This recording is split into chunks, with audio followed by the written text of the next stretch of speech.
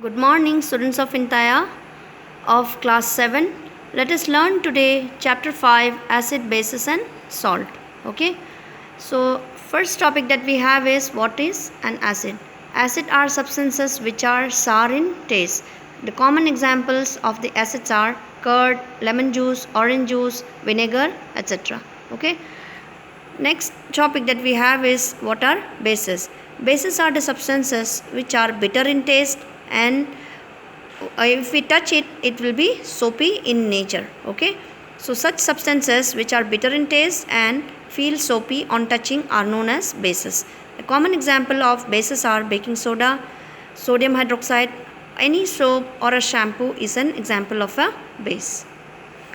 Next topic that we have is what are indicators. So indicators are special substances which are used to test whether a substance is acidic or basic in nature. Okay, so indicators change their color when added to a solution containing an acid or a base.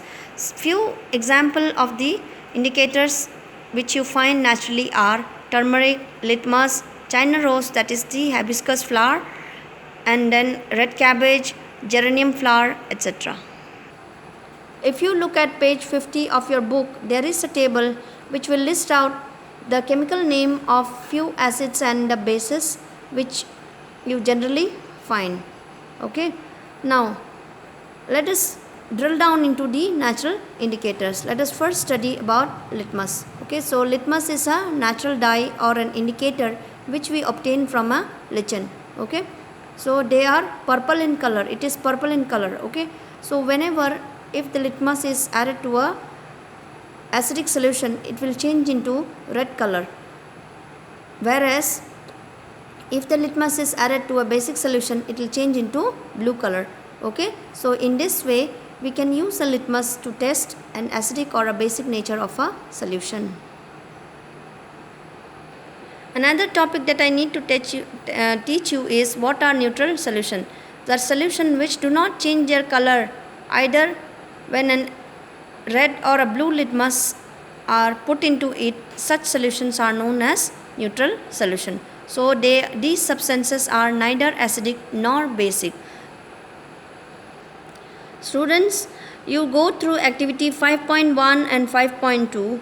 Okay, here there are few tests that you can perform at home using turmeric as an indicator, which is listed in activity 5.2, and similarly you can do for other indicators like a China rose, that is the hibiscus flower. You take it, make a paste of it, then you add some water, shake it, it will become a solution of that solution. To this solution you take it and then put it into a lime juice. Okay, extract some lime juice in a glass. Into that you add the solution of the China rose or turmeric paste and see the color change. Okay, so turmeric and China rose or a red cabbage, or you can use geranium flowers. These are all the natural indicators, and you can do a home test using few commonly available acids and bases. Acids, for example, you can take lemon or an orange juice, or you can take tomato.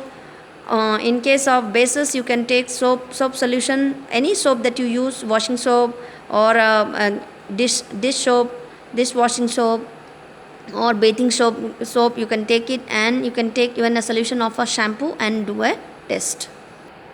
Okay, I would like to tell you one more thing. Indicators that you are studying in this chapter, that are of two types. One, natural indicator, another synthetic indicator. Among the synthetic indicators are generally the indicators which are made from chemicals.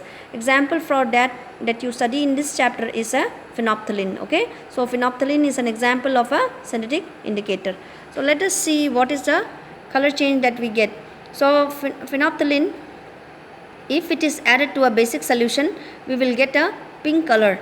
On the other hand, if it is added to an acidic solution, it will remain colorless. Okay,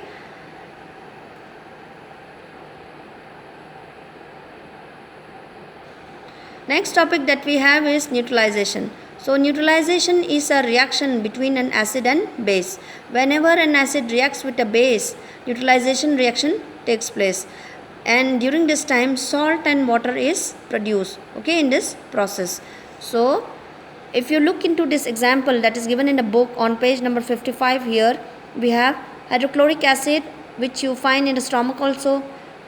Then if this is added to sodium hydroxide, we will get sodium chloride. Sodium chloride is the salt, common salt that you eat, okay, plus water, okay. So we get salt whenever an acid and base reacts or whenever a neutralization reaction takes place.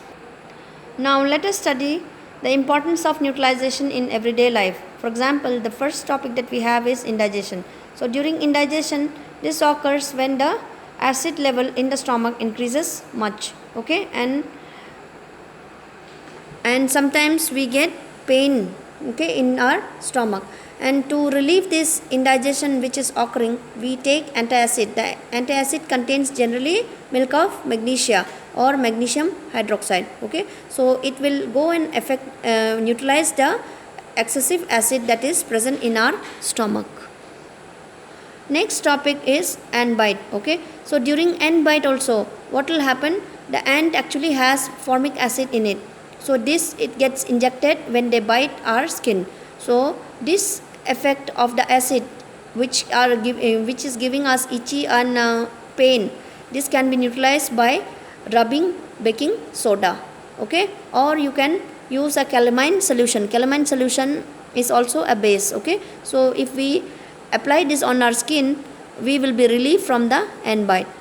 Similarly, for soil treatment, most of the plants grow well in a soil. It depends, okay. Some of the plants require an acidic soil, some requires a basic soil. If the soil is too acidic, then it has to be treated with quicklime, that is the calcium oxide. The chuna that you know, that needs to be added to an acidic soil, okay. So if this is done, and after that if the farmer grows the crops will grow well. So a soil test needs to be done properly before a crop is grown. Next topic that we have under neutralization is factory waste. Most of the factory waste contains acids. So before allowing them to flow into the water bodies, they needs to be treated well, or they needs to be neutralized. If they are not being neutralized, then a factory waste which will be sent into the or added to the water bodies will go and kill the fishes and other organisms, or they may hamper the aquatic life. So for this reason, the factory waste needs to be neutralized by adding bases before being discharged into the river sources or any water source. With this, we are done with the chapter. So in this chapter, basically we have learned acids, bases, and acids generally, I would like to add one more point. Acid generally will change blue litmus paper into red color, okay, whereas the bases will change red litmus into blue color. And you've learned about indicators. I've taught you about neutralization and their effects in our daily life. Thank you. Do your assignment. Goodbye.